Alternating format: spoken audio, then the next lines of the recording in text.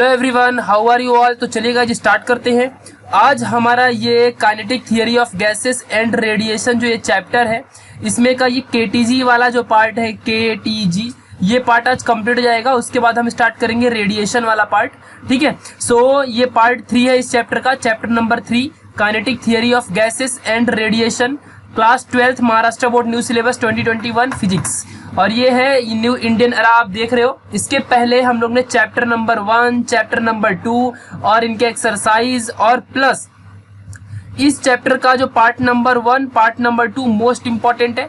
Part number 2 में जो theory है एक, वहां पे आपको आइडियल गैस प्रेशर की जो थियरी है वो मोस्ट इंपॉर्टेंट है, उसे जरूर पढ़ लेना। और बहुत बड़ी थियरी भी है, बट एक दो बार रिवाइज करोगे जरूर आपको आ जाएगा।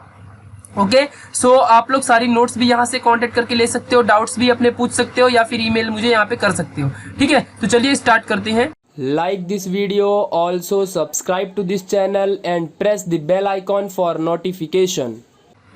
देखो गाइज, अभी हम लोग यहाँ पे अच्छे से सारी चीजें पढ़ेंगे। सबसे पहले आप लोगों को कुछ चीजें बतानी है, कंसेप्ट बताने हैं, जिसे आप लोग को समझना पड़ेगा। ठीक है, बहुत सारे कंसेप्ट हैं जो कि अगर आप लोग समझ लेते हो तो बहुत ज्यादा फायदे में रहेगा। अभी देखो, हम यहाँ पे देखेंगे डिग्री ऑफ फ्रीडम। ये वर्ड ना थोड़ा सा अजीब सा आपको लग रहा होगा कि ये सब क्या आ गया। देखो, हम लोग ने देखा था कि अपने सामने यहाँ पे एक क्यूबिक बॉक्स था, ये क्यूबिक बॉक्स था और इसी बॉक्स कंटेनर के अंदर हमने बहुत सारी गैसेस भरी थी। ठीक है, आइडियल गैसेस, ये बातें आपको ध्यान रखना है। आइडियल गैसेस हमने भरा था। ठीक है, ये मोस्ट इंपॉर्टेंट है। और आइडियल गैस जो थी, अगर सपोज यहाँ पे एक गैस का मॉलिक्यूल है तो ये किसी भी डायरेक्शन में मूव कर सकता है।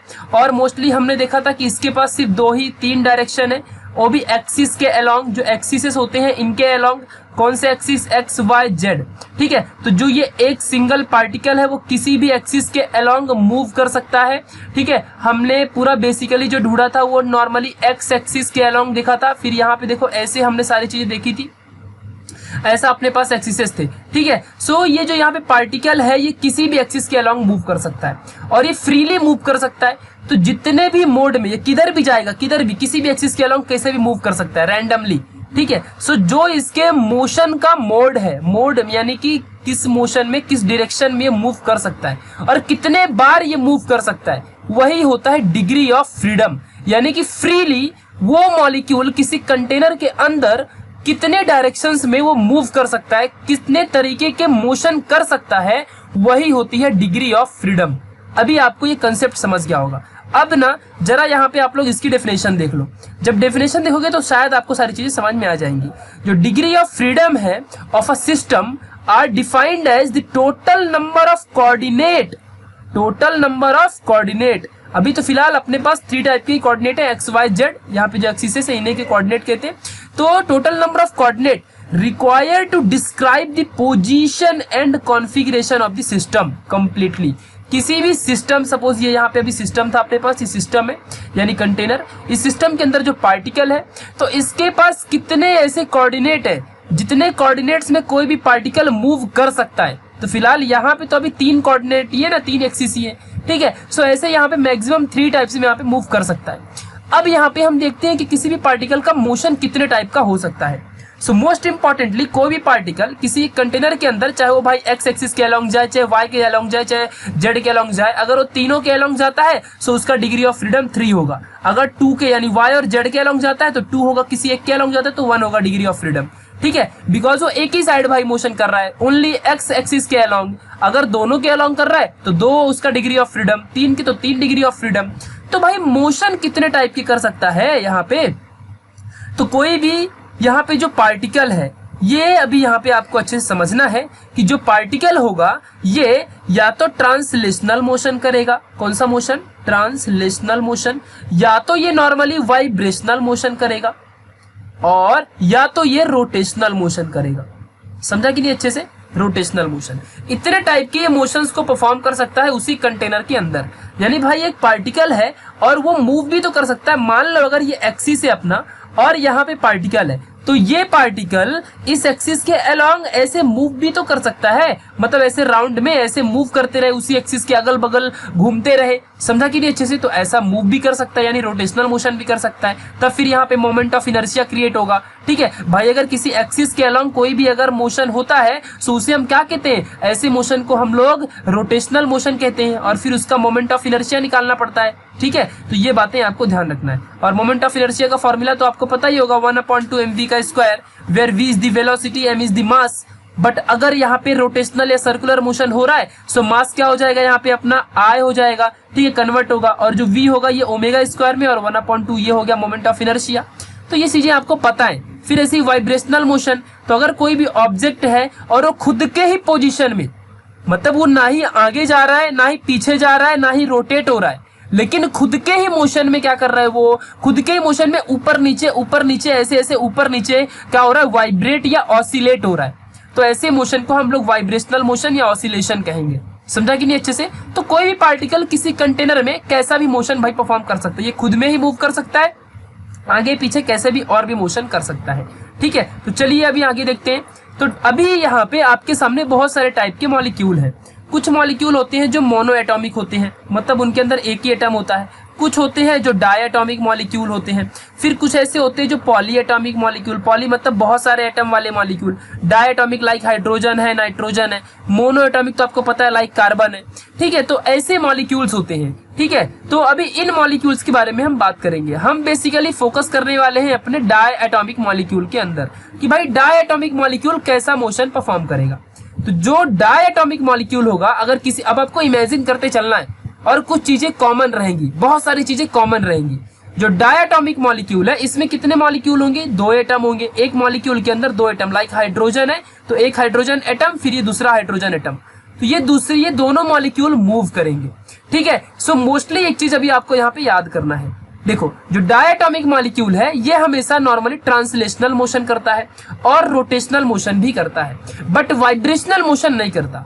वाइब्रेशनल मोशन जो कौन करेगा, एक सिंगल सा पार्टिकल जो खुद के ही पार्टिकल में क्या होगा, अगल बगल ऑसिलेट होगा, खुद में ही ऐसे ऐसे ऑसिलेट होगा, ये ऊपर नीचे ऐसे ऑसिलेट होगा, उसे कहेंगे वाइब्रेशनल मोशन।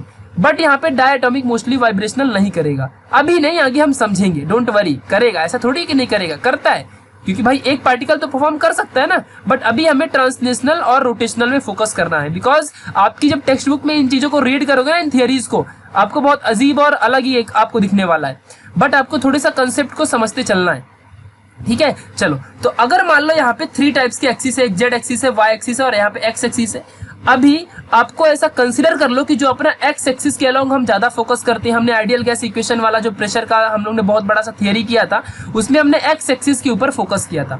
तो मान लो ऐसा कि डाई एटॉमिक मॉलिक्यूल में ये एक पहला पार्टिकल और दूसरा पार्टिकल, ये दोनों पार्टिकल यहाँ पे अपने एक एक्सिस के अलोंग, यहाँ पे देखो जेड एक्सिस है और इसके अलोंग ये क्या कर रहे हैं, मूव कर रहे हैं। और ये पार्टिकल जो है किसमें है, एक्स एक्सिस में बैठे हुए हैं, और इन दोनों के पार्टिकल के सेंटर से एक एक्सिस वाई एक्सिस जा रहा है, और ये दोनों पार्टिकल यहाँ पे जो जेड एक्सिस है इसके अलोंग रोटेट कर रहे हैं। मतलब जेड एक्सिस कुछ ऐसा है और एक पार्टिकल यहाँ पे, दूसरा पार्टिकल यहाँ पे, और ये ऐसा मोशन कर रहा है। ठीक है, उसके अगल बगल गोल गोल घूम रहे हैं। तो यहाँ पे ये सेंटर हो जाएगा, और ये जो जेड एक्सिस है ये क्या हो जाएगा, एक एक्सिस हो जाएगा जो कि सेंटर से जा रहा है, किसी भी सर्कल के सेंटर से जा रहा है। तो इसका मोमेंट ऑफ इनर्शिया क्या बनेगा फिर, तो यहाँ पे बन जाएगा I ओमेगा स्क्वायर 1/2। ठीक है, अब कौन से एक्सिस के अलोंग, तो जेड के, तो यहाँ पे जेड जेड लगा दो, समझा कि नहीं ऐसे, तो ये मोमेंट ऑफ इनर्शिया बनेगा। तो अभी यहाँ पे समझते हैं कि जब कभी भी कोई भी यहाँ पे अगर ट्रांसलेशनल मोशन करता है, तो ट्रांसलेशनल मोशन अगर करेगा यानी कि सीधा सीधा लीनियर मोशन ऐसा करेगा अगर ट्रांसलेशनल मोशन, तो ये तीनों एक्सिस के अलोंग जा सकता है भाई, वो चाहे एक्स के हो, चाहे वाई के हो, चाहे जेड के हो। यानी कि इसका degree of freedom DOF, degree of freedom short में लिखते हैं, 3 रहेगा। अगर वाइब्रेशनल मोशन करता है तो सिर्फ ऊपर नीचे ही जाएगा, यानी या तो वाई एक्सिस या तो फिर जेड एक्सिस, समझा कि नहीं। तो वाइब्रेशनल मोशन में डिग्री ऑफ फ्रीडम क्या होती है, 2 होती है। अगर मैं बोल दे कि रोटेशनल मोशन कर रहा है, तो रोटेशनल मोशन में क्या होगा, रोटेशनल मोशन में पहला भाई, तो यहाँ पे ये एक डायरेक्शन है, मान लो मैं बोल दिया ऐसा वर्टिकल डायरेक्शन, और एक हो गया ऐसा, समझ लो डाउनवर्ड डायरेक्शन या अपवर्ड डायरेक्शन, या फिर फॉरवर्ड यानी कि ऐसा फॉरवर्ड डायरेक्शन और ये बैकवर्ड डायरेक्शन। तो आपको एट द एंड कंक्लूजन क्या मिल रहा है कि भाई रोटेशनल में भी 2 ही डायरेक्शन मिल रहे हैं। ठीक है, जैसे यहाँ पे वाइब्रेशनल में या तो ऊपर जाएगा या तो नीचे आएगा, वैसे ही यहाँ पे रोटेशनल मोशन में या तो फॉरवर्ड डायरेक्शन या तो बैकवर्ड डायरेक्शन।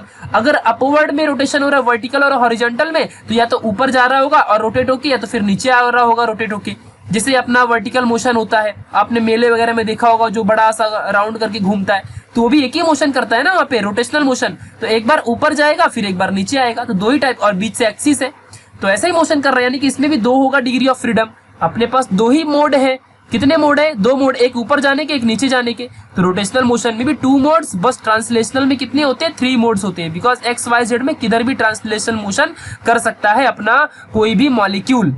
ठीक है, तो अब यहाँ पे आपको अच्छे से याद रखना है। मान लो कि कोई भी एक मॉलिक्यूल है और वो अलोंग जेड एक्सिस में घूम रहा है और उसका मोमेंट ऑफ इनर्शिया यहाँ पे आई जेड यानी एम आई है, और कितनी की वेलोसिटी से घूम रहा है? ओमेगा जेड से, क्योंकि जेड के अलोंग घूम रहे हैं तो हम लोग एंगुलर वेलोसिटी ओमेगा जेड लेंगे। तो काइनेटिक एनर्जी कितनी हो जाएगी? 1/2 आई जेड ओमेगा जेड का स्क्वायर। आपको पता ही है कि काइनेटिक एनर्जी क्या होती है, 1/2 आई जेड ओमेगा जेड का स्क्वायर हो जाएगी। जेड एक्सिस के अलोंग, ये जेड एक्सिस है अपना, यहाँ पे जेड एक्सिस के अलोंग अगर ये दोनों पार्टिकल मूव कर रहे हैं और ये है एक्सिस यहाँ पे सेंटर में, तो जब सेंटर में एक्सिस है और इसके अलोंग यहाँ पे ऐसे कुछ मोशन हो रहा है, तो ऐसे मोशन में यहाँ पे जो जेड है ये एक अपना एक्सिस हो गया और इसके अगल बगल रोटेशनल मोशन क्रिएट हो रहा है, और रोटेशनल मोशन में moment of inertia 1/2 I omega square होती है। तो अपने को देखो फाइनली ये मिल जाएगा। ठीक है, फिर वैसे ही वाई एक्सिस के अलोंग देख लेते हैं, तो 1/2 I Y omega Y square मिल जाएगा। तो फिर भाई टोटल एनर्जी कितनी होगी? तो टोटल एनर्जी, पार्टिकल की total energy, diatomic molecule जो पार्टिकल है उसके टोटल एनर्जी की हम बात कर रहे हैं, तो उसके टोटल एनर्जी एक होगी ट्रांसलेशनल और दूसरी होगी रोटेशनल, बिकॉज अभी यहाँ पे दो ही हो रहा है। ठीक है, तो चलो फिर भाई देख लेते हैं ट्रांसलेशनल में। तो ट्रांसलेशनल कितने बार होता है? 3 टाइम्स होता है। 3 टाइम्स, तो एक बार होगा एक्स एक्सिस के अलोंग, एक बार होगा वाई एक्सिस के, एक बार होगा जेड एक्सिस के अलोंग। तो यहाँ पे मिल गया काइनेटिक एनर्जी ट्रांसलेशनल मोशन में 1/2 mv स्क्वायर होती है, और ये होगा 3 मोशन के अलोंग, 3 एक्सिस के अलोंग, तो तीनों एक्सिस के अलोंग इसका जो भी काइनेटिक एनर्जी है हमने लिख लिया। फिर रोटेशनल मोशन में क्या होगा? रोटेशनल मोशन तो दो टाइप के ही इसकी डिग्री ऑफ मोड होते हैं, डिग्री ऑफ फ्रीडम होता है, यानी कि या तो वो जेड में जाएगा एक्सिस के अलोंग या तो फिर वाई एक्सिस के अलोंग, मतलब दो ही एक्सिस के अलोंग रोटेशनल मोशन होगा। ये आपको अभी दिमाग में बिठा लेना है। ठीक है, तो अगर एक जेड के अलोंग हो रहा है और वाई के अलोंग हो रहा है, तो यहाँ पे दोनों के लिए moment of inertia, because rotational motion में kinetic energy 1/2 I Z omega Z होता है, तो ये बातें आपको याद रखनी है। ठीक है, मोमेंट ऑफ इनर्शिया जहाँ पे आई वाई और आई जेड है। ठीक है, तो ये हो गया, देखो यहाँ पे काइनेटिक एनर्जी दोनों का मिल गया, हमने दोनों को ऐड कर दिया, तो टोटल जो यहाँ पे एनर्जी होगी, टोटल एनर्जी वो translational energy plus rotational energy. Why? Because यहाँ पे जो डायटोमिक मॉलिक्यूल है ये एक्स एक्सिस के अलोंग देखो मूव कर रहा है और यहाँ पे रोटेट कर रहा है अलोंग द जेड एक्सिस, और जहाँ पे जेड एक्सिस एक्सिस का काम कर रहा है, जेड एक्सिस जो है वो सेंटर में एक्सिस का काम कर रहा है, जो कि रोटेशनल मोशन दिखाता है। और जो यहाँ पे दोनों पार्टिकल है, ये दोनों जो पार्टिकल है, ये दोनों पार्टिकल सारे एक्सिस के अलोंग मूव कर सकते हैं, बिकॉज भाई ट्रांसलेशनल मोशन एकदम सीधा मोशन है। ठीक है, तो किधर भी ये लोग मूव कर सकते हैं, चाहे वो एक्स एक्सिस के अलोंग हो, चाहे वाई एक्सिस के अलोंग हो, चाहे जेड एक्सिस के अलोंग हो। इसके लिए यहाँ पे ऐड करने के बाद अपने को ये वैल्यू मिलेगी। चलो आगे बढ़ते हैं। चलो अभी हम लोग को पता है, उसे याद रखना आप लोग। चलो अभी हम लोग को ये चीजें पता है, आपको कंसेप्ट समझना है, बाकी कुछ इसमें प्रूफ जैसा कुछ है नहीं। हम लोग को मालूम है कि इक्वी पार्टीशन ऑफ एनर्जी क्या होता है, हमने इसके पहले वाले पार्ट में देखा था।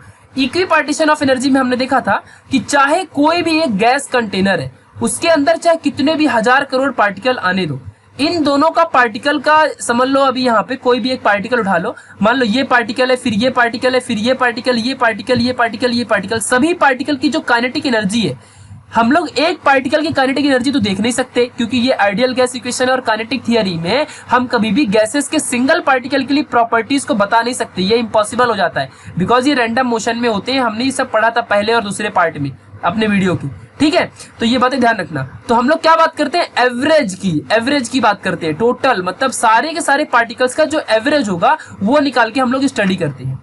तो यहाँ पे अगर सिंगल पार्टिकल की मैं बात करूं तो इक्वी पार्टीशन ऑफ एनर्जी के हिसाब से हर एक पार्टिकल 1/2 केबीटी मॉलिक्यूल इतने ही एनर्जी को अपने पास क्या करता है? सेपरेट होता है। मान लो टोटल एनर्जी अगर सपोज मान लो कि कुछ भी आ गई, समझ लो 3/√4 समथिंग, मैं कुछ भी यहाँ पे लिख देता हूँ 1 केबीटी, सपोज ये है। ठीक है, तो ये टोटल एनर्जी है सपोज, एवरेज टोटल। तो एक पार्टिकल की कितनी होगी, चाहे वो कुछ भी हो जाए, लेकिन एक पार्टिकल की एनर्जी 1/2 केबीटी ही होगी, जहां पे टी है टेम्परेचर, केबी है बोल्ट्जमैन कांस्टेंट और 1/2 नॉर्मल एक वैल्यू है। ठीक है, तो ये बातें आपको याद रखनी है। चाहे कुछ भी हो जाए, एक पार्टिकल की एनर्जी कितनी होगी, 1/2 kBT ही होगी। ये हमने इक्वी पार्टीशन ऑफ एनर्जी में अच्छे से समझा था पहले वाले वीडियो में। चाहो तो आप अभी याद कर लो, चाहे जो भी हो, समझने की इतनी कोई जरूरत भी नहीं है इसको।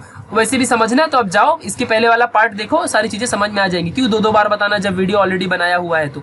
ठीक है, चलो तो फिर यहाँ पे क्या होगा, तो ट्रांसलेशनल मोशन के लिए फिर क्या होगा, तो ट्रांसलेशनल मोशन में यहाँ पे डिग्री ऑफ फ्रीडम 3 होता है। तो यहाँ पे एक मॉलिक्यूल की एनर्जी 1/2 kBT। तो यहाँ पे 3 डायरेक्शन है अपने पास, तो तीनों डायरेक्शन में जितने भी मॉलिक्यूल्स होंगे उनको सबसे मल्टीप्लाई कर दो, टोटल एनर्जी मिल जाएगी ट्रांसलेशनल में।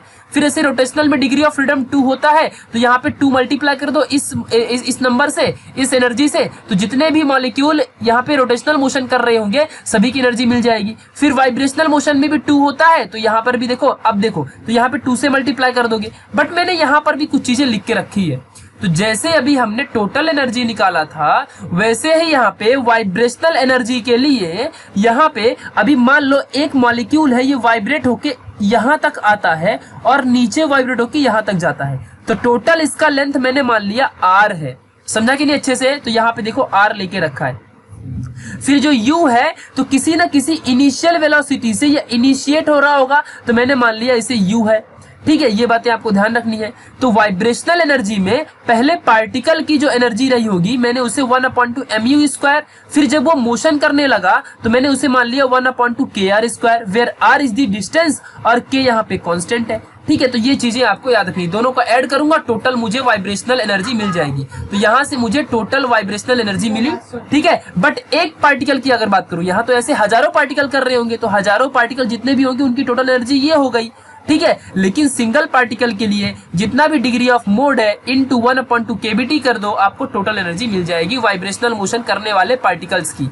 समझा कि नहीं अच्छे से, तो ये याद कर लो अच्छे से, इन चीजों को समझ लो, चाहे याद कर लो चाहे जो भी हो, आपको ये चीज आनी चाहिए। चाहे आप रट्टा मारो, समझो, जो करना है करो, मुझे क्या है मैंने समझा दिया है। आपको बस इतना याद रखना है कि ट्रांसलेशनल में 3 डिग्री ऑफ फ्रीडम, रोटेशनल में 2, वाइब्रेशनल में 2, और हर एक पार्टिकल चाहे वो किसी भी मोशन में परफॉर्म करे, सिंगल पार्टिकल की एनर्जी 1/2 kBT होती है।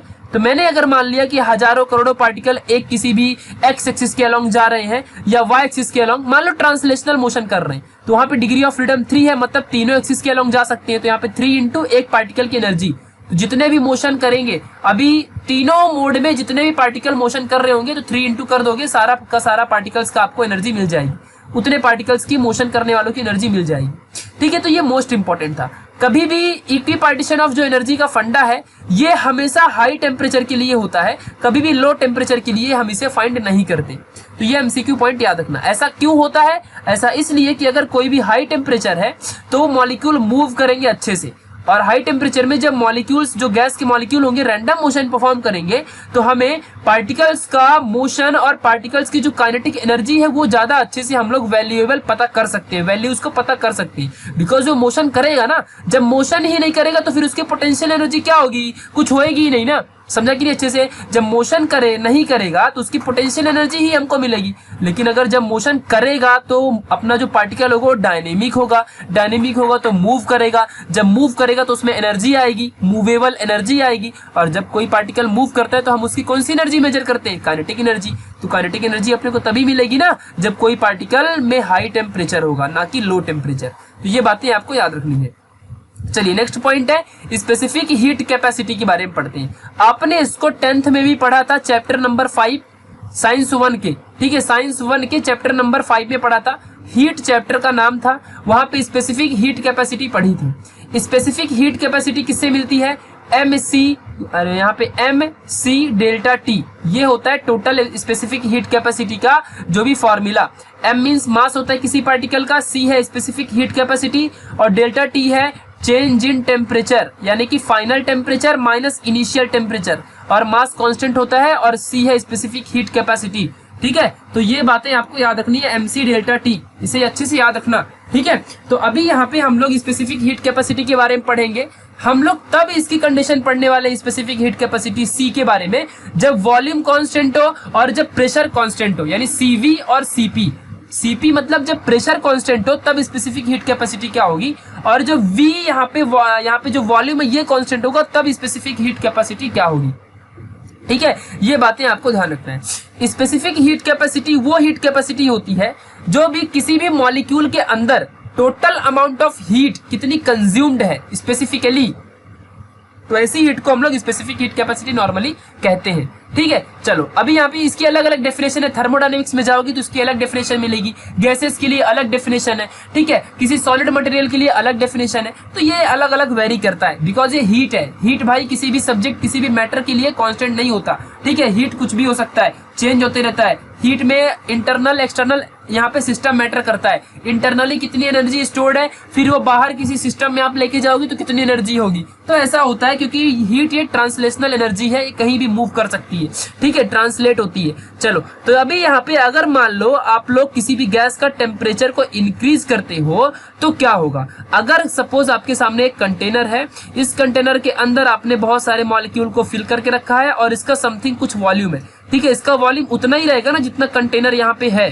ठीक है, और आपने यहाँ पे अभी आपको समझना है, मान लो ये कंटेनर है और यहाँ पे एक पिस्टन है। ठीक है, ये एक पिस्टन है, पिस्टन ऊपर से आप इसे प्रेस कर सकते हो, ऐसा पिस्टन है। ठीक है, ध्यान देना अच्छे से। चलो, और यहाँ पे जो भी मॉलिक्यूल्स फील्ड है, तो ये टोटल जो यहाँ पे इसकी जो टोटल यहाँ पे ये जितना भी वॉल्यूम होगा वो तो फिक्स वॉल्यूम होगा। ठीक है, यहाँ पे जो वॉल्यूम है ये फिक्स होगा। ये वॉल्यूम इंक्रीज डिक्रीज कब होगा, जो वॉल्यूम है यानी खाली जगह जो यहाँ पे है, ये वॉल्यूम कब इंक्रीज डिक्रीज होगा, जब हम लोग इस पिस्टन को ऊपर लेके जाएंगे तो अपना वॉल्यूम क्या होगा, इंक्रीज होगा। क्यों भाई, जब पिस्टन ऊपर जाएगा तो गैसेस को रहने के लिए ज्यादा एरिया मिलेगा ना, तो वॉल्यूम ज्यादा होगा। लेकिन जब पिस्टन को हम लोग नीचे करेंगे तो ये वॉल्यूम कम होगा। ठीक है, ये बातें ध्यान रखना अच्छे से। ठीक है, चलो, तो जब आप लोग टेम्परेचर इंक्रीज करोगे ना, नीचे से टेम्परेचर अगर इंक्रीज करोगे तो इसका जो वॉल्यूम है और प्रेशर दोनों क्या होगा, चेंज होगा। ठीक है, ये बातें आपको याद रखनी है। क्या होगा भाई, जब नीचे से टेम्परेचर करोगे तो गैसेस क्या होगा, बढ़ेगा। गैसेस के अंदर प्रेशर बढ़ेगा, तो भाई प्रेशर चेंज हुआ कि नहीं हुआ। फिर जब प्रेशर बढ़ेगा तो ये पिस्टन ऊपर की तरफ जाएगा अपने आप, तो भाई फिर वॉल्यूम भी बढ़ेगा। तो ये सारी चीजें बढ़ती है, ऐसे आपको याद रखना है। तो अभी आपने कितनी स्पेसिफिकली हीट यहाँ पे प्रोवाइड की, उसी की हम बात करेंगे। ठीक है, ये वॉल्यूम को यानी प्रेशर को या कुछ भी चीजों को चेंज करने के लिए आपने कितना स्पेसिफिक अमाउंट ऑफ हीट दिया। ठीक है, यही है स्पेसिफिक हीट। तो specific heat at constant volume हमने कंसीडर किया सीवी होता है, सीपी है specific heat at constant pressure. अब आपको सीवी सीपी कभी भी याद रखना है। सीपी क्या है, एट कांस्टेंट प्रेशर में क्या होगा, स्पेसिफिक हीट कैपेसिटी। फिर specific heat capacity volume constant होगा तब क्या होगा, जब वॉल्यूम कांस्टेंट होगा तो याद रखना पिस्टन में और कोई भी वर्क नहीं होगा, बिकॉज पिस्टन ना ऊपर गया है ना नीचे गया है। जितना भी कंटेनर का वॉल्यूम था वो उतना ही रहेगा, बिकॉज अगर पिस्टन ऊपर जाएगा तो गैस को रहने के लिए ज्यादा एरिया मिलेगा और तब वॉल्यूम बढ़ेगा। बट यहाँ पे हमने बोल दिया ना कि वॉल्यूम कांस्टेंट है। जब वॉल्यूम कांस्टेंट है तो ना पिस्टन ऊपर जा रहा है ना पिस्टन नीचे आ रहा है, ना ही इसका मतलब क्या है कि ना वॉल्यूम इंक्रीज हो रहा है और ना ही डिक्रीज हो रहा है। भाई अगर पिस्टन नीचे आएगा तो वॉल्यूम क्या होगा, कम होगा। अगर ये पिस्टन ऊपर जाएगा तो वॉल्यूम यहाँ पे क्या होगा, ज्यादा होगा, बिकॉज फिर गैस को रहने की जगह ज्यादा मिलेगी ना जगह। तो इसके लिए वॉल्यूम इंक्रीज डिक्रीज नहीं है। अगर वॉल्यूम कांस्टेंट है मतलब पिस्टन अपना वर्क परफॉर्म नहीं कर रहा है, यानी कि यहाँ पे नो वर्क डन, वर्क हो ही नहीं रहा है। जब वॉल्यूम कांस्टेंट होता है तब वॉल्यूम कांस्टेंट मतलब वर्क डन नहीं हो रहा है। ये बातें आपको याद रखनी है। तो अभी अगर मैंने आपसे पूछा कि ये जो specific heat capacity at constant pressure और specific heat capacity at constant volume, इन दोनों में रिलेशन क्या है ये हमें बताओ। तो इन दोनों में रिलेशन मेयर्स रिलेशन, मेयर्स यहाँ पे एक रिलेशन का नाम है, इसके थ्रू हमें पता चलता है। ये एग्जाम में 3 मार्क्स को पूछता भी है और इससे रिलेटेड क्वेश्चंस भी एग्जाम में हमेशा पूछे जाते हैं। तो मेयर्स रिलेशन के थ्रू हम लोग यहाँ पे इन दोनों के बीच में रिलेशन फाइंड कर सकते हैं। कैसे, तो मान लो कि आपके सामने एक कंटेनर है जिसमें यहाँ पे ऐसा आपने कुछ पिस्टन वगैरह डाल के रखा है। ठीक है, यहाँ पे कुछ ऐसा आपने पिस्टन डाला है। ये पिस्टन आप इसे नीचे भी कर सकते हो, आप इसे ऊपर भी कर सकते हो, और इसके अंदर यहाँ पे गैस मॉलिक्यूल बहुत सारे। ठीक है, यहाँ पे गैस मॉलिक्यूल है। इस पिस्टन को आप ऊपर नीचे कर सकते हो, इतना याद रखना। ठीक है, और इसके अंदर जितना भी यहाँ पे वॉल्यूम मिल रहा है गैस को रहने के लिए, जितना वॉल्यूम मिल रहा है, तो इस वॉल्यूम में हमने only and only 1 mole gas ही डाली है। ठीक है, कितनी गैस डाली है, 1 मोल गैसेस डाली है, वो भी आइडियल गैस। ठीक है, आइडियल गैस में क्या होता है कि जो कोलिजन होता है, तो कोलिजन होने के बाद भी काइनेटिक एनर्जी में कोई फर्क नहीं पड़ता है। ये सारी चीजें हमने आइडियल गैस और रियल गैस के बारे में जब पढ़ा था तभी अच्छे से देखा था। ठीक है, तो इस सिलेंडर के अंदर ऐसी कुछ हालत है। P है इसका प्रेशर, फिर V है इसका वॉल्यूम और T है टेम्परेचर। ये बातें आपको याद रखनी है। जो dt है ये क्या है, चेंज इन टेम्परेचर जब अपना वॉल्यूम कांस्टेंट होगा, यानी कि हम अगर कुछ भी टेम्परेचर चेंज करें बट वॉल्यूम क्या है यहाँ पे कांस्टेंट, और जब वॉल्यूम कांस्टेंट होता है तो भाई पिस्टन कोई वर्क परफॉर्म नहीं करता, यानी नो वर्क इज डन।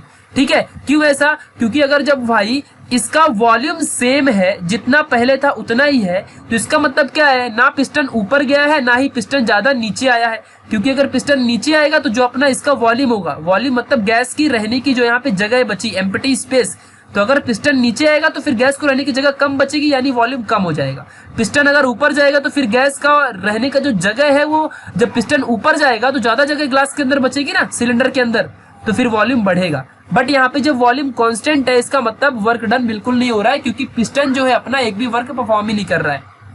ठीक है, तो dt क्या है, चेंज इन टेम्परेचर, कितनी भी हम यहाँ पे टेम्परेचर दें बट वॉल्यूम कांस्टेंट है। dq1 क्या है, इंक्रीज इन इंटरनल एनर्जी। भाई इस वॉल्यूम के अंदर जो पार्टिकल से कितनी अमाउंट ऑफ एनर्जी कंज्यूम करके रखे, तो वो हो गई उसकी इंटरनल एनर्जी, और उसको हमने ना dq1 के थ्रू दिखाया है। de हो गई टोटल इंटरनल एनर्जी। जो dq1 है ये कितनी एनर्जी चेंज हो रही है जब आगे पीछे हमें टेम्परेचर वगैरह दे रहे हैं तब, बट de क्या है, ये है टोटल इंटरनल एनर्जी, याद रखना अच्छे से। और हम लोग को पता है कि जो वॉल्यूम है ये कांस्टेंट है, तो यहां से हमको एक रिलेशन मिल रहा है कि जब भाई वॉल्यूम एक कांस्टेंट है तो ये एकदम सिंपल सी बात है कि जितनी टोटल इंटरनल एनर्जी होगी, तो वॉल्यूम ना तो इंक्रीज हो रहा है ना डिक्रीज हो रहा है, ना ही वॉल्यूम के बीच के अंदर जो मॉलिक्यूल्स है उनके बीच का डिस्टेंस में इंक्रीज डिक्रीज होगा, बिकॉज जब वॉल्यूम सेम है तो पार्टिकल्स भी अपने सेम पोजीशन में रहेंगे। ठीक है, समझा कि नहीं अच्छे से? पार्टिकल्स में कोई जल्दी मतलब ब्रेक वगैरह ऐसा कुछ नहीं होने वाला है। पार्टिकल्स के बीच का जो इंटरमॉलिक्यूलर स्पेस है, दो पार्टिकल्स के बीच का जो स्पेस है वो सेम रहेगा, यानी कि टोटल इंटरनल एनर्जी और किसी भी पार्टिकल की चेंज इन एनर्जी इक्वल होगी। ठीक है, और जो टेम्परेचर चेंज होगा और कांस्टेंट तो वॉल्यूम है ही है अपना, तो ये अपने को एक रिलेशन मिलता है ऐसी कंडीशन में जब अपना वॉल्यूम कांस्टेंट होता है तब, जहां पे CV है अपना specific heat capacity at constant volume. ठीक है, या फिर molar specific heat capacity. Molar मतलब हर एक मोल के मॉलिक्यूल में जितने भी मॉलिक्यूल होंगे उन सभी की specific heat capacity at constant volume. तो एक बात याद रखना, जब कांस्टेंट वॉल्यूम होती है तो जगह एकदम फिक्स है, यानी जितने मॉलिक्यूल है जहां है वो वैसे ही रहेंगे, उनके बीच में जो कांस्टेंट यहाँ पे रिलेशन होगा वो एकदम फिक्स रहेगा, बीच में जो स्पेस है वो कभी चेंज नहीं होगा, और इसके लिए जो उनके बीच की इंटरनल एनर्जी है वो भी कभी चेंज नहीं होगी, और जो किसी भी पार्टिकल में एनर्जी चेंज हो रही है यानी dq1 ये भी कभी फिर उतना ही रहेगा। ठीक है, तो CV dt क्या है, चेंज इन टेम्परेचर, CV क्या है, कांस्टेंट, एक चीज कांस्टेंट है। ठीक है, ये बातें ध्यान रखना। तो कुछ वैसा अपने को रिलेशन मिला, उस रिलेशन को याद रखना, अभी हम इस्तेमाल करेंगे DE = CV dt, याद रखना अच्छे से। नेक्स्ट है, अभी जब कभी भी यहाँ पे गैस है हीट की गई, मान लो आपने गैस को बहुत ज्यादा हीट किया, ठीक है, सेम टेम्परेचर के साथ, जो भी आपने इसके पहले टेम्परेचर दिया था, जो dt आपने जो भी दिया था, सेम टेम्परेचर से आपने गैस को हीट किया, बट कभी एट कांस्टेंट वॉल्यूम नहीं, इस बार एट कांस्टेंट प्रेशर। तो जब आप लोग, ये आपके सामने गैस है यहाँ पे कंटेनर, और कंटेनर में यहाँ पे पिस्टन है, पिस्टन यहाँ पे ऐसे रहेगा, और वॉल्यूम कांस्टेंट इस बार नहीं है, इस बार प्रेशर क्या है, कांस्टेंट है। तो भाई प्रेशर कैसा भी रहने दो, जब आप यहाँ से टेम्परेचर इसको दोगे तो यहाँ पे प्रेशर क्या होगा, चाहे कुछ भी रखो लेकिन ये पिस्टन तो ऊपर जाएगा ही जाएगा, समझा कि नहीं? यहाँ पे तो यहाँ पे वॉल्यूम क्या होगा, इंक्रीज होगा ही होगा। जब भाई टेम्परेचर दोगे तो प्रेशर यहाँ पे चाहे कुछ भी रहने दो लेकिन पिस्टन तो ऊपर जाने वाला है, चाहे जो भी हो जाए, ड्यू टू प्रेशर। वो भी कौन सा प्रेशर, इन गैस मॉलिक्यूल के नहीं, ड्यू टू इवेपोरेशन, जो यहाँ पे इवेपोरेशन का प्रेशर है, उसके वजह से यहाँ पे जो अपना जो भी पिस्टन है ये ऊपर जाएगा और फिर वॉल्यूम इंक्रीज होगी, तो वॉल्यूम यहाँ पे चेंज होगा। हमने डीवी मान लिया कि चेंज इन वॉल्यूम है, तो फिर टोटल वर्क कितना हुआ, तो टोटल वर्क जितने प्रेशर से ये वॉल्यूम चेंज हुआ है उसे हम कहेंगे DW मतलब चेंज इन वर्क या फिर वर्क डन, क्योंकि भाई अभी वर्क होगा ना, बिकॉज वॉल्यूम इंक्रीज डिक्रीज हो रहा है कंटेनर का, तो यहाँ पे वर्क कर रहा है अपना पिस्टन। जब अपना पिस्टन वर्क कर रहा है तो कितना वर्क किया इसने, PV DV किया, इतना वर्क इसने परफॉर्म किया। सो अभी यहाँ पे इसकी इंटरनल एनर्जी भी चेंज होगी प्रेशर के लिए, ठीक है। तो इंटरनल एनर्जी कितनी चेंज होगी, जितनी पहले इंटरनल एनर्जी थी प्लस अभी कितना वर्क परफॉर्म किया, यही इसकी होगी total internal change in total energy, ठीक है। और चेंज इन टोटल एनर्जी किसकी इक्वल रहेगी, जितना हमारा specific heat at the constant pressure और कितना टेम्परेचर हमने दिया, ठीक है। ये बातें आपको याद रखनी है। Where CP is nothing but वही same specific heat constant pressure में, वो भी मोलार, यानी कि हर एक मॉलिक्यूल के लिए कितना अमाउंट ऑफ हीट कैपेसिटी आपने प्रोवाइड किया है, तो यही होगा। ठीक है, एकदम सिंपल सा कांस्टेंट, सिंपल सा एकदम चिंदी सा कंसेप्ट है। ठीक है, बस आपको इतना याद रखना है भाई, जब अभी टेम्परेचर चेंज हो रहा है और वॉल्यूम भी चेंज होगा तो वर्क परफॉर्म करेगा। टोटल इंटरनल एनर्जी डीई थी, अभी कुछ वर्क परफॉर्म हुआ तो फिर टोटल यहाँ पे चेंज इन एनर्जी कितनी हो गई, तो डीई प्लस डी डब्ल्यू हो गया। ठीक है, और उसके बाद यहाँ पे इक्वल टू सीपी की वजह से चेंज हुआ था ना एट कांस्टेंट प्रेशर, और कितना टेम्परेचर दिया था डीटी, तो ये दोनों को मल्टीप्लाई करोगे तो आपको टोटल चेंज इन यहाँ पे इंटरनल एनर्जी मिल जाएगी। अभी यही रिलेशन हम लोग यूज करेंगे, और यही रिलेशन यूज करके हम लोग यहाँ पे देखो एक चीज फाइंड कर दिए। देखो फ्रॉम इक्वेशन नंबर 1 से हमको इक्वेशन नंबर 1 से मिला था कि DE is equal to CV D होता है। ठीक है, फिर यहाँ पे हमको मिला कि CP D T is equal to DE plus D W, CP D T is equal to DE plus D W, और डीई कितना मिला है अपने को, डीई कितना मिला है सीवी डी टी, तो देखो यही चीज हमने यहाँ पे पुट कर दी, डी डब्ल्यू वैसे ही, सीपी डी टी वैसे ही, और यहाँ पे डीई की जगह में सीवी डी टी आ गया। समझा कि नहीं अच्छे से, तो ये चीजें याद रखना। तो सीवीडीटी यहाँ पे, और वर्क डन कितना हुआ था, पीवीडीवी कितना हुआ था, अभी हमने यहाँ पे देखा है वर्क डन कितना परफॉर्म हुआ है, कहाँ गया देखो यहाँ पे डीडब्ल्यू इज इक्वल टू पीवीडीवी, इतना वर्क हुआ है, इसको भी पुट कर दिया फटाक से यहाँ पे, यही बनेगा अपना रिलेशन, देख लेना। यहाँ पे पीवीडीवी बना दिया, सीपीडीटी सीवीडीटी यहाँ पे, फिर PVDV is equal to CPDT minus CVDT, और यहाँ पे CP minus CV constant, DT को कॉमन ले लिया, पीवीडीवी अपने को ये मिल गया। नाउ अब यहाँ पे अपने को क्या बोला था स्टार्टिंग में ही, for 1 mole of gases contained in the container, अभी ये किसके लिए मिला है, अभी ये टोटल कितने भी मॉलिक्यूल के यहाँ पे गैस हो सकती है, कितने भी मोल ऑफ गैस हो सकते हैं, बट और मेन बात तो आइडियल गैस है, तो यहाँ पे आइडियल गैस का इक्वेशन होता है PV is equal to nRT, but हम लोग को कंडीशन क्या थी कि 1 मोल ऑफ गैसेस के लिए ही देखना है, सो n के जगह में 1 आएगा तो RT बचेगा, PV is equal to RT हो जाएगा। तो यहाँ पे अभी आपको अच्छे से ध्यान देना है, तो PV is equal to RT आ गया when n is equal to 1, so जब यहाँ पे प्रेशर कांस्टेंट रहेगा तो PV dV is equal to RT dt बन जाएगा, यानी कि जो टेम्परेचर है वो बन जाएगा यहाँ पे dt, यहाँ पे dt बन जाएगा, और जो अपना यहाँ पे वॉल्यूम है वो बन जाएगा dv। ठीक है, तो PV is equal to RT के जगह में क्या आ जाएगा, PV dV is equal to R dt। समझा कि नहीं, क्योंकि यहाँ पे प्रेशर जब कांस्टेंट है तो यहाँ पे टेम्परेचर भी चेंज होगा और वॉल्यूम भी चेंज होती है। ठीक है, ये बातें आपको याद रखना है, क्योंकि भाई प्रेशर तो टेम्परेचर तो चेंज हो ही रहा है, बट अभी यहाँ पे वॉल्यूम थोड़ी कांस्टेंट है, ओनली प्रेशर कांस्टेंट है, तो प्रेशर तो अपना देखो वैसा ही है, प्रेशर में कुछ चेंज आया क्या, नहीं, लेकिन यहाँ पे वॉल्यूम और टेम्परेचर तो चेंज आएगा ही, और आर तो कांस्टेंट वैल्यू होती है, तो याद रखना अच्छे से। सो यहाँ से अपने को क्या मिल गया, PVDV की वैल्यू कितनी मिली, PVDV की यहाँ से वैल्यू निकाल लो, CP माइनस CVDT आ गया, यहाँ पे देखो पुट कर दिया, यहाँ पे RDT है, DT से DT यहाँ पे हो जाएगा कैंसल, देखो यहाँ पे DT से DT हो गया कैंसल, और CP is equal to R मिल जाएगा। ठीक है, और यही होता है मेयर्स रिलेशन, जो कि हमको CV और CP के बीच में, यानी कि specific heat capacity at constant volume और specific heat capacity at constant pressure, इन दोनों कंडीशन में दे रहा है। कांस्टेंट वॉल्यूम में कोई भी वर्क डन नहीं होता है, जब प्रेशर कांस्टेंट होता है उस टाइम पे वॉल्यूम चेंज होता है, चाहे वो इंक्रीज हो चाहे डिक्रीज हो, यानी वर्क डन होता है। तो ये बातें आपको अच्छे से याद रखनी, जब प्रेशर चेंज होगा तो वर्क डन होगा, वाई, बिकॉज वॉल्यूम चेंज होता है, और जब वॉल्यूम ही कांस्टेंट हो जाए तो भाई कुछ नहीं होगा, फिर प्रेशर वगैरह चाहे सब एकदम अपने अच्छे से कैसे भी रहे, लेकिन यहाँ पे वॉल्यूम ही चेंज नहीं हो रही तो कोई भी वर्क डन नहीं होने वाला है। ठीक है, तो ये बातें ध्यान रखना, अपने को ये रिलेशन एक मिल गया है। चलिए हम कुछ और नया करेंगे। अभी हम लोग को पता है ना कि जो हीट होती है, हीट फाइंड करने के बहुत सारे तरीके, एक तो हो गई कैलोरी और एक हो गया जूल, ऐसे बहुत से तरीके हीट कैपेसिटी फाइंड करने के।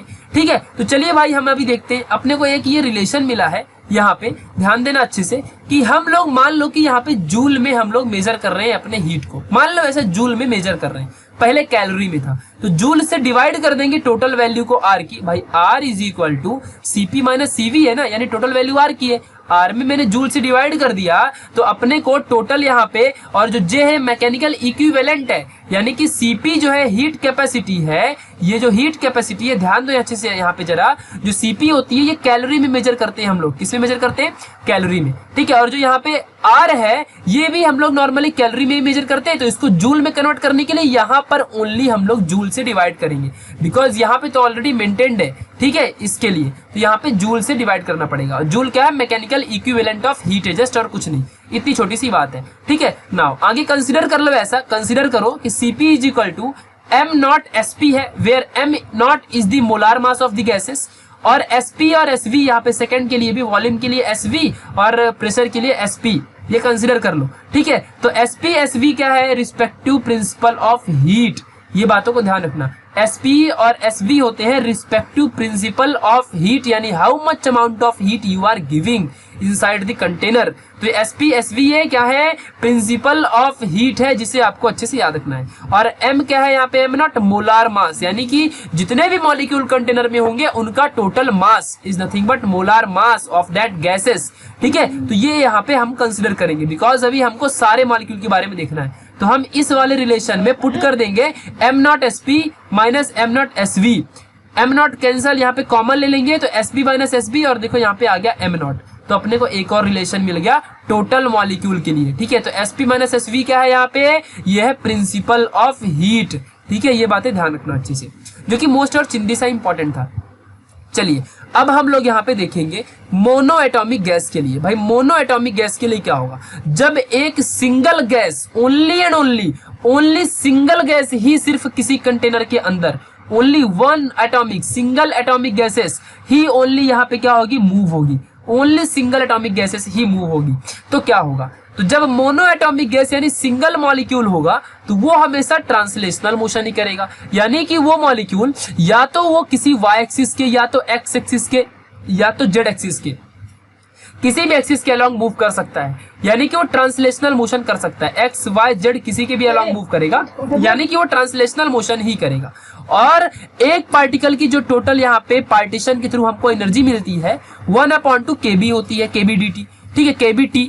और 3 इंटू यहाँ पे 3 modes of degree of freedom होता है ट्रांसलेशनल मोशन में, हमने देखा था।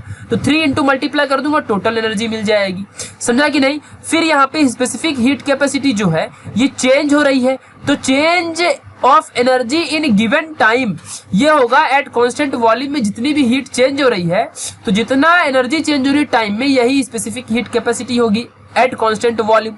तो DE कितनी हो गई? टोटल एनर्जी कितनी है? 3/2 kb dt यहाँ पे आ गई। देखो एक मॉलिक्यूल के लिए कितना था यहाँ पे? देखो अगर मान लो 3/2 kb t यहाँ पे सिंगल मॉलिक्यूल के लिए है ना, बट अगर मैंने बोल दिया कि भाई 100 ऑफ मॉलिक्यूल्स, तो क्या करोगे? यहाँ पे 100 से मल्टीप्लाई करोगे इसकी जगह में।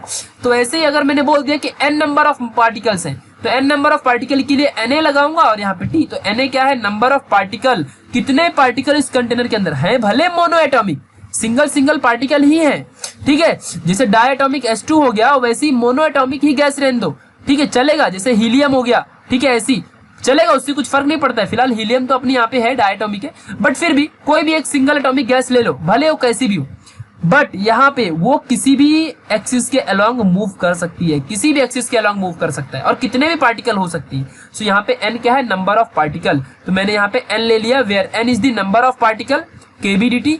यहाँ पे टाइम क्या है? यहाँ पे t से t कैंसल, और यहाँ पे नंबर ऑफ पार्टिकल और kb क्या होता है? बोल्ट्जमैन कांस्टेंट, जो कि r के इक्वल है, कांस्टेंट ही होता है। हमने देखा था पहला स्टार्टिंग वाले लेक्चर में, सबसे फर्स्ट लेक्चर में देखा था हमने कि Na kb क्या होता है? r होता है, ठीक है। ये बातें ध्यान रखना अच्छे से। हमने पहले ही चैप्टर नंबर, ये जो 3rd था, इसका पहला पार्ट आप जब देखोगे तो r is equal to Na kb होता है। तो यहाँ पे kb और ये Na के बदले में हमने यहाँ पे रख लिया r। यहाँ पे देखो kb और n के जगह में r रख लिया, t से t कैंसल, 3/2 kb, 3/2 r आ गया cv की वैल्यू। फिर cp आ गया। हम अभी मोनो एटॉमिक गैस के लिए फाइंड कर रहे हैं रिलेशन, याद रखना अच्छे से। तो cp/cv में हमको पता है कि भाई यहाँ पे क्या होता है अच्छे से, बहुत ही मोस्ट इंपॉर्टेंटली। तो cp minus cv is equal to r होता है, ये हम लोग को मालूम है। इसी रिलेशन से देखो जरा, ये रिलेशन आ गया, Cp की वैल्यू निकाल लिया R प्लस Cv, Cv कितना मिल गया 3/2R, यहाँ पे देखो मिल गया ना 3/2R, यहाँ पुट कर दिया Cv की जगह में 3/2R, सॉल्व किया 5/2R मिल गया, यानी Cp की वैल्यू भी आ गई। अब दोनों के बीच में रिलेशन, दोनों को डिवाइड कर दिया, तो यहाँ पे देखो अपने को मोनोएटॉमिक गैसेस के लिए रिलेशन अपने को मिल गया। तो मोनोएटॉमिक गैसेस की रिलेशन क्या होता है, यहाँ पे जस्ट आपको डिवाइड करना है Cp/Cv, क्योंकि रेशियो चाहिए, Cp की वैल्यू 5/2R, Cv की वैल्यू 3/2R, दोनों को सॉल्व करोगे तो मोनोएटॉमिक गैसेस के लिए जो यहाँ पे specific heat capacity at constant pressure and constant volume के लिए 5:3 का रेशियो होता है। इसे आपको याद रखना है, बस यही फाइंड करना था, ठीक है, ये बातें ध्यान रखना। मतलब अगर आपको कांस्टेंट प्रेशर दिया है और आपको यहाँ पे पूछ लिया कि चलो मुझे बताओ भाई specific heat capacity at constant volume ये फाइंड करो, तो आपको पता होना चाहिए कि 5/3 का एक रिलेशन है, इस रिलेशन को पुट करो, Cp की वैल्यू डालो, फटाक से आंसर निकालो, ठीक है। तो ये बातें ध्यान रखना, only for monoatomic gases. Now अभी यहाँ पे देखेंगे for diatomic gases, like HCl है, 2 एटम, एक हाइड्रोजन एक Cl हो गया, CO यानी कार्बन एक ऑक्सीजन हो गया, N2 यानी नाइट्रोजन, ऑक्सीजन यहाँ पे हो गया O2, ठीक है। तो इन गैसेस की अभी हम बात करेंगे, यानी कि डाई एटॉमिक गैसेस की बात करेंगे, ठीक है, जो कि मोस्ट इंपॉर्टेंट है। चलिए, तो गैसेस यहाँ पे जो होती है डायटॉमिक गैसेस, ये मान लो कि यहाँ पे कांस्टेंट टेम्परेचर में है, तो डायटॉमिक जो मॉलिक्यूल्स होते हैं हमने देखा था कि ये ट्रांसलेशनल और रोटेशनल भी करते हैं, दोनों डिग्री ऑफ फ्रीडम में होते हैं, ठीक है। तो जब ट्रांसलेशनल होगा तो यहाँ पे 3 टाइम मल्टीप्लाई होगा, टोटल एनर्जी की बात कर रहा हूँ, और प्लस जब यहाँ पे रोटेशनल होगा तो 2 से मल्टीप्लाई होगा। और Na क्या है, यहाँ पे जब Na नंबर ऑफ पार्टिकल के लिए, तो यहाँ पे देखो 3/2 Na यहाँ से आ गया, देखो 3/2 NaKBT, और यहाँ पे 2/2 NaKBT, बिकॉज ये 2 इससे मल्टीप्लाई होगा ना, तो 2/2 बचेगा, काट के बाद में 1 कर दो, टोटल सॉल्व करोगे तो 5/2 NaKBT आ जाएगा। आपकी टेक्स्ट बुक में ऐसा बिल्कुल भी नहीं दिया, डायरेक्टली ये लिख दिया है, बट आपको ये समझना पड़ेगा कि आपकी टेक्स्ट बुक में नहीं है, तो यहाँ से आप लिख लो इसे, ठीक है, क्योंकि देखो एक पार्टिकल की एनर्जी 1/2 KBT होती है, ठीक है। मैंने बोल दिया कि यहाँ पे ट्रांसलेशनल मोशन कर रहा है ये जिस भी पार्टिकल की एनर्जी है, तो आप क्या करोगे भाई कि ट्रांसलेशनल मोशन में जो डिग्री ऑफ फ्रीडम होता है वो 3 होता है। वाई, बिकॉज वो किसी भी एक्सिस में परफॉर्म कर सकता है, चाहे वो एक्स एक्सिस हो, चाहे वो वाई एक्सिस हो, चाहे वो जेड एक्सिस हो, कोई भी एक्सिस हो, किधर भी मोशन कर सकता है। तो यहाँ पे क्या करूंगा, 3 से मल्टीप्लाई कर दूंगा कि भाई तीनों डायरेक्शन में जब ये पार्टिकल मूव करेगा तो टोटल एनर्जी कितनी होगी, समझा कि नहीं अच्छे से। तो 3 × 1/2 KBT यहाँ पे आंसर आएगा। ये किसके लिए हो गया, ट्रांसलेशनल के लिए। फिर ऐसे ही रोटेशनल के लिए यहाँ पे ओनली 2 एक्सिस में ही मूव करेगा ना, एक एक्सिस मतलब जिसको सेंटर मान रहा है, और एक एक्सिस जिसके वजह से ये गया, मान लो यहाँ पे 2 पार्टिकल हैं, ये ऐसा मूव कर रहे हैं, तो एक तो एक्सिस हो गया जो ये रहेगा, ठीक है, और दूसरा एक्सिस जो कि इन पार्टिकल से गया रहेगा। तो एक एक्सिस तो ये हो गया और दूसरा एक्सिस ये हो गया, यानी 2 ही एक्सिस है यहाँ पे। तो ये देखो 2 एक्सिस के अलॉन्ग मूव कर रहा है, टोटल पार्टिकल यहाँ पे टोटल एनर्जी कितनी आ जाएगी, दोनों ट्रांसलेशनल और रोटेशनल को ऐड कर दो, यहाँ पे टोटल एनर्जी पार्टिकल्स की आ जाएगी।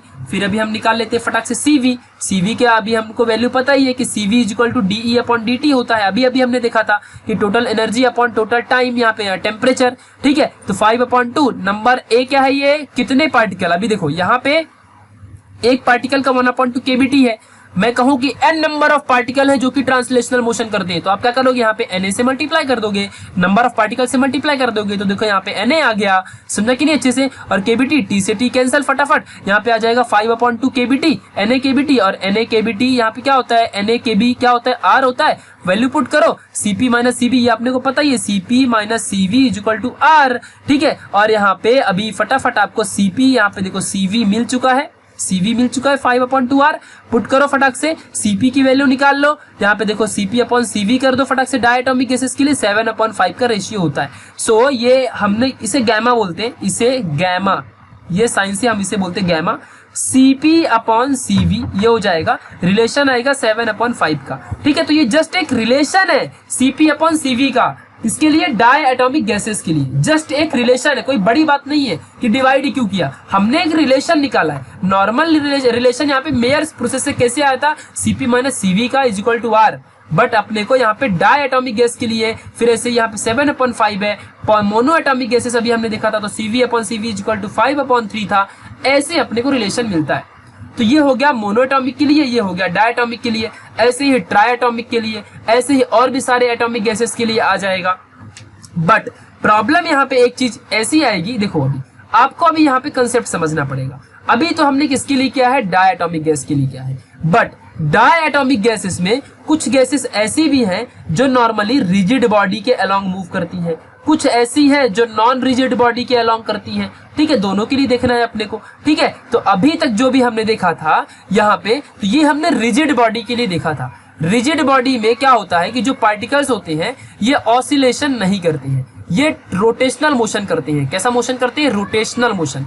रिजिड बॉडी में हमने देखा था, रिजिड बॉडी क्या होती है? जिसका मास वगैरह सारी चीजें नॉर्मल होती हैं। जो पार्टिकल्स का डिस्टेंस समझ लो, ये रिजिड बॉडी है, ये सेंटर है और इसके अगल बगल जो पार्टिकल्स हैं, यहाँ पे देखो ये जो पार्टिकल्स हैं ये सारे पार्टिकल्स इक्वल डिस्टेंस में होते हैं रिजिड बॉडी के अंदर। ठीक है, मान लो कि ये अपने पास रिजिड बॉडी है, ये इसका सेंटर है। ठीक है, आपको इतना समझ के रखना है। तो अगर मान लो ये सेंटर है तो यहाँ पे ये पार्टिकल्स है इस रिजिड बॉडी के अंदर, तो ये पार्टिकल्स का जब एवरेज निकालोगे तो ये सबके सब इक्वल डिस्टेंस में होंगे, इक्वल डिस्टेंस में होते हैं। और सारे पार्टिकल्स का जो मास होता है ये नॉर्मली कांस्टेंट होता है। ठीक है, और जब ये रिजिड बॉडी मोशन करती है किसी भी एक्सिस के अलोंग, तो ये सारे पार्टिकल सिमिलर वेलोसिटी से क्या होते हैं? सिमिलर वेलोसिटी से मूव होते हैं। ये होती है रिजिड बॉडी के बारे में इंफॉर्मेशन। ठीक है, ये कंसेप्ट समझ के रखो।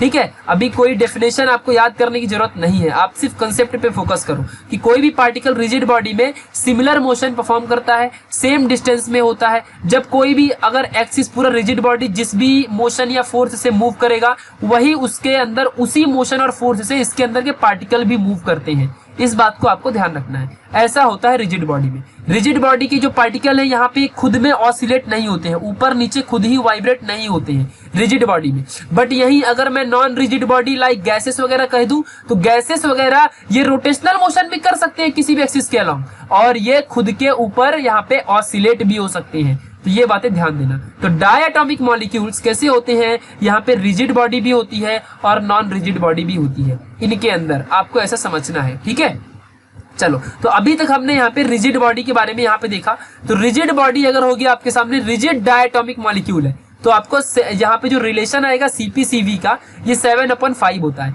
बट अगर यही रिलेशन नॉन रिजिड बॉडी के लिए आ गया, तो नॉन रिजिड बॉडी के लिए आपको रिलेशन मिलता है 9/7 का। और एक ही एक्स्ट्रा चीज ही है यहाँ पे, नॉन रिजिड बॉडी क्या होगी? गैसेस होगी। ठीक है, गैसेस। और गैसेस हमेशा रोटेशनल मोशन भी कर सकती है और वाइब्रेशनल मोशन भी कर सकती है, प्लस ट्रांसलेशनल मोशन भी कर सकता है। किसी कंटेनर के अंदर एक मॉलिक्यूल है, तो ये मॉलिक्यूल खुद में भी ऑसिलेट होगा ऊपर नीचे, ये यहाँ पे किसी भी एक्सिस के अलोंग भी रोटेट होगा।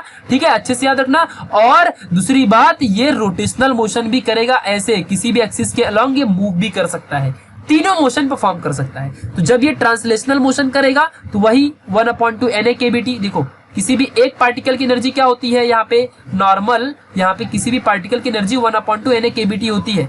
सिंगल पार्टिकल के लिए क्या होगी? ये तो कितने भी पार्टिकल के लिए हो गई ना, n नंबर ऑफ पार्टिकल के लिए हो गई। ठीक है, बट सिंगल पार्टिकल के लिए क्या होगा? 1/2 kBT होगा, बिकॉज Na की वैल्यू क्या हो जाएगी? तब 1 हो जाएगी इसके लिए। तो हम यहाँ पे n नंबर ऑफ पार्टिकल की बात करेंगे, n नंबर ऑफ के लिए क्या हो जाएगा? 3/2 NA/kBT। तो ट्रांसलेशनल में डिग्री ऑफ फ्रीडम क्या होता है? 3 होता है, तो यहाँ पे 3 से मल्टीप्लाई किया। ऐसे ही रोटेशनल में 2 होता है, 2 से किया। वाइब्रेशनल में भी 2 होता है, तो 2 से किया। ये सारी चीजें आपको याद रखनी है, हमने अभी अभी देखा। टोटल ऐड करूंगा 7/2 NA/kBT आ जाएगा। CV निकाल लूंगा सेम फॉर्मूले से, T से T कैंसिल कर दूंगा। यहाँ पे 7/2 NA/kB, NA/kB की वैल्यू होती है R, यहाँ पे 7/2 R आ गया CV, यानी कि specific heat capacity at constant volume. फिर ऐसे यहाँ पे प्रेशर निकालूंगा इस फॉर्मूले से, CP - CV = R। यहाँ से आ जाएगा अपने को ये वाला रिलेशन, समझा कि नहीं अच्छे से? फिर यहाँ पुट कर दूंगा 9/2 R आ जाएगा। फिर दोनों को डिवाइड कर दूंगा, 9/7 का अपने को यहाँ पे मिल जाएगा। डिवाइड करके तो देखो R से R कैंसिल हो जाएगा, 2 से 2 भी कैंसिल, 9/7 आ जाएगा। समझा कि नहीं? तो ये मिल गया यहाँ पे नॉन रिजिड बॉडी के लिए भी, लाइक गैसियस। बस फर्क सिर्फ इतना है कि non rigid body vibrational motion भी करता है, जबकि rigid body only and only ये सिर्फ ट्रांसलेशनल और रोटेशनल मोशन ही करता है। इन चीजों को याद रखना। नाउ अभी हम देखते हैं पॉली एटॉमिक मॉलिक्यूल के लिए, और ये है अपना लास्ट वाला टॉपिक। तो पॉली एटॉमिक मॉलिक्यूल के लिए क्या? पॉली एटॉमिक मॉलिक्यूल में ना ही यहाँ पे डायटॉमिक है, ना ही यहाँ पे मोनो एटॉमिक है। यहाँ पे पॉली मतलब होता है मेनी, यानी बहुत सारे। अब कितने भी आ सकते हैं, 4, 5, 6, 10 हजार करोड़, कितना भी। ठीक है, पॉली एटॉमिक मॉलिक्यूल के लिए बहुत सारे मॉलिक्यूल अगर कर रहे हैं, तो बहुत सारे मॉलिक्यूल है। अगर कोई भी सिंपल सा गैस का मॉलिक्यूल है, बिकॉज हम आइडियल गैस की बात कर रहे हैं, तो गैसियस यानी एक बहुत सी गैस मॉलिक्यूल के लिए क्या होगा, पॉलीएटॉमिक मॉलिक्यूल में वो ट्रांसलेशनल भी परफॉर्म करेगा, रोटेशनल भी परफॉर्म करेगा, वाइब्रेशनल भी परफॉर्म करेगा, बिकॉज गैस का मॉलिक्यूल भाई कैसा भी कर सकता है। अभी अभी हमने देखा नॉन रिजिड के लिए सेम है, अगर पॉलीएटॉमिक नहीं होता तो यहाँ पे डायटॉमिक के लिए सेम कंडीशन आती, बट इसने यहाँ पे पॉलीएटॉमिक की बात कर रखी है। और पॉलीएटॉमिक में कोई भी मॉलिक्यूल हो, ट्रांसलेशनल मोशन तो भाई 3 एक्सिस के अलोंग ही करेगा, रोटेशनल मोशन भी भाई 2 एक्सिस के अलोंग ही करेगा, बट वाइब्रेशनल मोशन तो कितना भी कर सकता है ना, कितने भी नंबर ऑफ मॉलिक्यूल्स यहाँ पे परफॉर्म कर सकते हैं, कितने भी पार्टिकल्स यहाँ पे कितने भी बार वाइब्रेट हो सकते हैं, अपने को क्या पता कितनी बार वाइब्रेट होंगे, समझा कि नहीं अच्छे से। तो उसी को हमने एक फैक्टर एफ ले लिया और हमने बताया कि वो कोई भी पॉलीएटॉमिक में जितने भी पार्टिकल होंगे वो सारे पार्टिकल जितने बार वाइब्रेट करेंगे वो एक फैक्टर एफ के इतना वाइब्रेट करेंगे, यानी कि वो जितने बार वाइब्रेट कर रहे हैं अपने को क्या पता, लाइक हम जैसे एन लेते हैं वैसे ही हमने यहाँ पे एफ ले लिया है, F number of times vibrate करेगा, समझा कि नहीं। एन क्यों नहीं लिया, बिकॉज ऑलरेडी यहाँ पे एन यूज है इसलिए हमने एन नहीं लिया, और स्मॉल एन हम लोग कब से मोल के लिए यहाँ पे डिनोट करते आ रहे हैं इसलिए हमने एन नहीं लिया, हमने एफ से दिखा दिया कि भाई एफ क्या है, इतने टाइम्स वाइब्रेशनल एनर्जी, यहाँ पे इतने टाइम्स वाइब्रेशनल मोशन कोई भी पार्टिकल परफॉर्म करेगा किसी कंटेनर के अंदर जब हजारों करोड़ों नंबर ऑफ पॉलीएटॉमिक मॉलिक्यूल्स अगर अटैच है तो, ठीक है। तो यहाँ पे याद रखना अच्छे से। चलो, तो जब ट्रांसलेशनल मोशन करेगा तो 3 × 1/2 NaKBT, जब रोटेशनल मोशन परफॉर्म करेगा यहाँ पे, तो यहाँ पे देखो अच्छे से, अभी आपको समझना है, जब पॉलीएटॉमिक मॉलिक्यूल होगा, इस कंसेप्ट को बस ध्यान दो, पॉलीएटॉमिक मॉलिक्यूल के लिए